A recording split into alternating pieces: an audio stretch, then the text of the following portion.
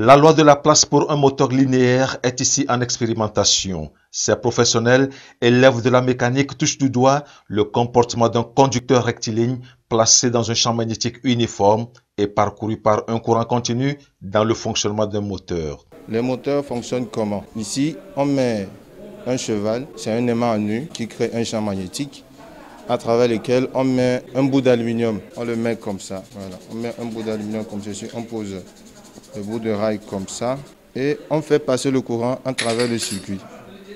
En faisant passer le courant, on va observer que le bout de rail va se déplacer. Là, on note une action du champ magnétique qui nous permet de fabriquer les moteurs. Cette expérimentation se déroule à l'Observatoire panafricain pour l'école et les métiers OPEM, une école de développement des compétences scientifiques qui allie la pratique à la théorie. La vision ici à OPEM, c'est de permettre aux jeunes de ne pas sortir de l'école et de commencer à chercher de l'emploi.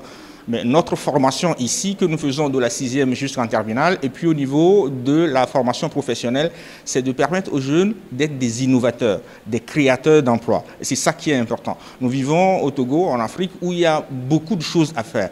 Mais nous avons un manque de compétences technologiques, en fait. Notre enseignement, en général, se base sur la théorie. C'est-à-dire, les enseignants parlent des choses que les enfants ne voient pas. Ici, il n'est pas question seulement de voir, mais de faire, de manipuler concrètement et d'acquérir des compétences réelles. Et c'est ça qui est important. Et là, si on suit ce processus, on ne doit pas avoir des chômeurs dans notre pays, en fait. Donc, ce système éducatif conduit, en fait, aux jeunes d'acquérir des compétences normatives en technologie, comme en Europe, pour que, à la sortie de l'école, ils soient plutôt des créateurs d'emplois au lieu de sortir et chercher de l'emploi. Ces domaines, le domaine dans lequel nous travaillons, c'est l'informatique, l'électricité, l'électronique, la chimie et la mécanique, en fait. Donc tout ce qui touche la robotique, tout ce qui touche les nouvelles technologies sont des domaines dans lesquels nous enseignons suivant les normes européennes. Vision partagée par l'Agence nationale pour l'emploi ANPE. En visite dans ce centre, le directeur de l'agence est visiblement séduit par le mode d'enseignement à OPEM. Cette visite s'inscrit dans les activités de l'ANPE pour découvrir les porteurs de projets ou ceux qui mènent des projets innovants qui permettent de pousser un peu les questions d'emploi, mais en amont des questions de formation professionnelle.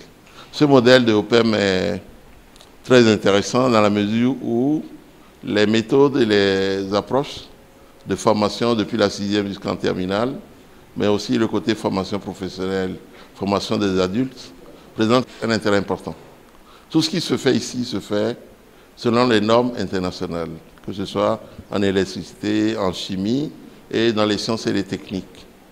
Donc la formation des élèves va se faire selon un modèle qui va déboucher directement sur l'emploi. Et même ceux qui finissent leurs études ici n'auront pas de la difficulté à s'insérer dans les études en Europe ou aux États-Unis. Une deuxième clientèle intéressante, c'est ceux qui travaillent déjà dans les entreprises de bâtiments, travaux publics. Ceux-là peuvent recevoir une formation complémentaire, technique et professionnelle qui leur permet d'être plus performants en respect des normes de l'électricité et d'autres disciplines. Et puis finalement, nous sommes en train de démarrer au niveau du gouvernement un programme national d'adaptation pour pouvoir absorber ceux qui sont dans des périodes de chômage de longue durée. Les jeunes qui ont fait les sciences, les lettres, le droit, l'économie, qui chôment pour 6 à 7 ans, peuvent recevoir des formations additionnelles pratiques de 3, 6 et 9 mois pour pouvoir aller dans les entreprises directement selon les besoins. Et donc ce centre est un intérêt pour nous. Et puis finalement, nous allons l'accompagner auprès des banques aussi pour qu'ils puissent avoir suffisamment de ressources pour développer son modèle et puis orienter les jeunes vers ce modèle particulier. Selon le directeur de l'ANPE, ce centre de formation répond également aux attentes du programme national d'adaptation prôné par le gouvernement et en cours de démarrage. Ce programme aidera à absorber les diplômés sans emploi.